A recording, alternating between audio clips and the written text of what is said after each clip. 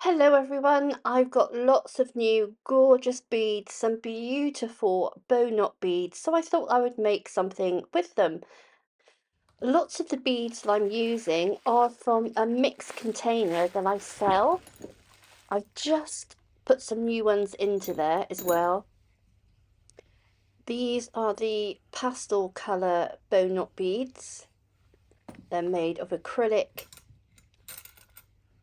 These are some new flower charms that I've got. Again, these are absolutely stunning. So I've got my needle.